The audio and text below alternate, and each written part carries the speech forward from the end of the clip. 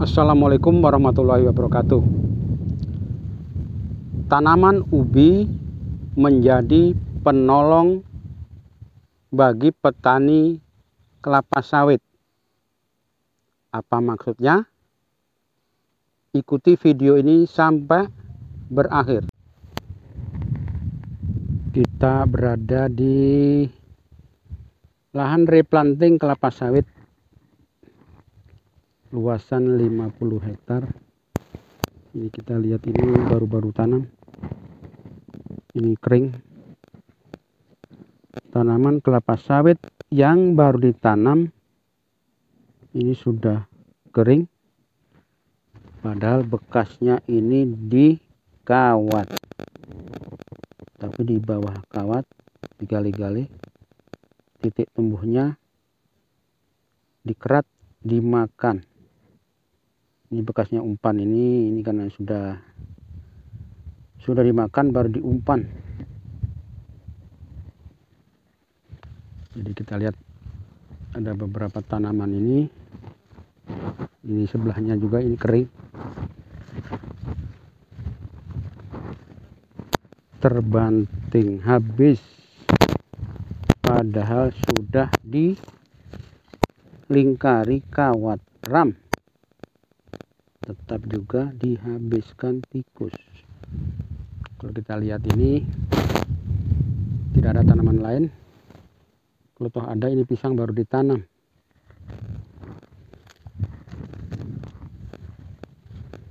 Kalau kita lihat ke sana, ini banyak yang kering-kering, banyak yang tidak bertunas. Berarti gejalanya sama, kejadiannya sama. Kita lihat di tempat yang lain yang keadaan kebunnya bersih, kemudian sebelum menanam kelapa sawit, menanam ubi, bagaimana keadaannya. Nah, kita lihat tanaman kelapa sawitnya aman.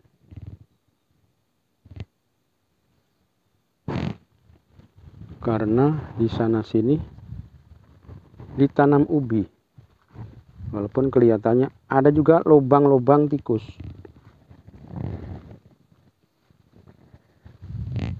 Rupanya lubang tikus menuju ke pohon, menuju ke ubi di dalam tanah, digali-gali, sehingga dia mendapatkan makanan dari ubi tersebut. Tapi kelapa sawit sebagai tanaman utama itu aman, normal. Jadi kita bandingkan dengan tempat yang tadi, yang sebelum tanam sawit tanam ubi, maka kelapa sawitnya aman, normal aja.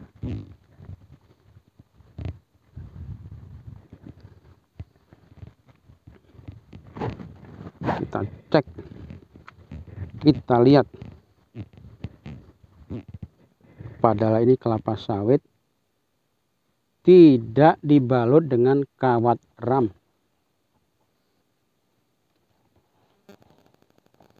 Alhamdulillah tidak dimakan tikus, karena banyak ditanam ubi. Itulah yang dimaksud tanaman ubi kayu menjadi penyelamat bagi petani kelapa sawit. Ini buah bligo, yang dimakan. Ini ubi yang dimakan, ini ubi digali-gali, ubi yang dia makan. Namun kelapa sawitnya selamat.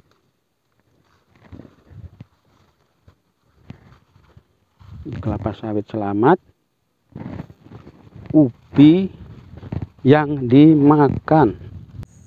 Ubi sebagai tanaman perangkap, ubi menyelamatkan petani kelapa sawit. Ubi yang dia makan digalih, jadi sudah beralih perhatiannya. Karena lapar, jadi cari makanan. Kalau nggak ada sasaran makanan, bisa jadi kelapa sawit yang muda, masih muda, itu yang dia makan. Tapi sepanjang jalur ditanami tanaman ubi, maka selamatlah kelapa sawit. Kita tahu bahwa kelapa sawit masih kecil sangat-sangat rentan, sangat-sangat peka terhadap hama tikus. Jadi inilah kita bisa bandingkan bagaimana yang kebunnya bersih, kemudian ditanami tanaman lain yang mengandung karbohidrat, tanami batang ubi, maka tanaman pokok, tanaman kelapa sawit aman dari serangan tikus. Toh ubinya juga bisa untuk ganjel lumbung, kalau orang Jawa bilang, untuk ganjel lumbung, untuk makanan sela, untuk tanaman sela. Bahkan syukur-syukur, alhamdulillah kalau bisa dijual.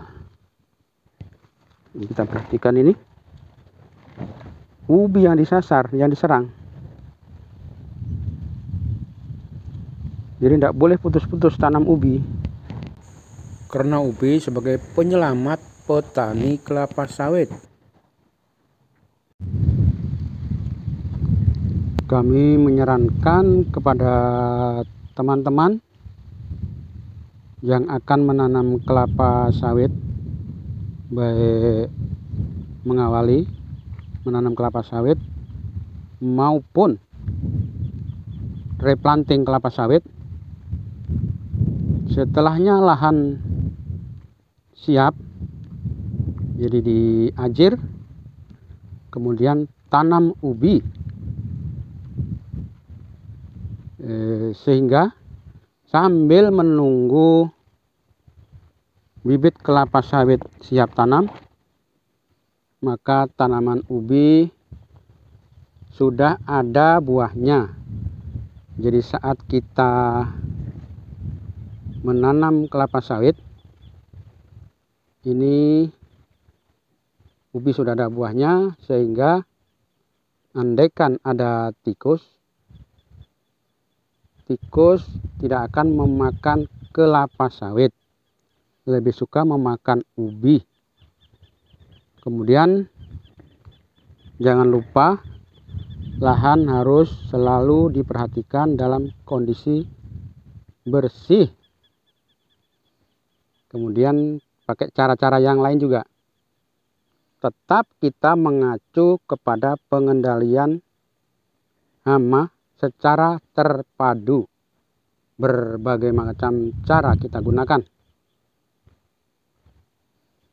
Tapi kalau cuma satu cara saja, cuma dikawat saja, tidak diperhatikan kebersihan, kemudian tidak disiapkan juga makanan pengalih supaya perhatiannya beralih kepada tanaman lain, maka tetap juga tanaman kita, kelapa sawit kita, menjadi korban. Jadi itulah yang bisa kami sampaikan. Mudah-mudahan bermanfaat, mudah-mudahan berkah. Yang belum subscribe, silahkan subscribe, like, komen, dan bunyikan lonceng supaya selalu bisa mengikuti video kami selanjutnya. Saya akhiri, wassalamualaikum warahmatullahi wabarakatuh.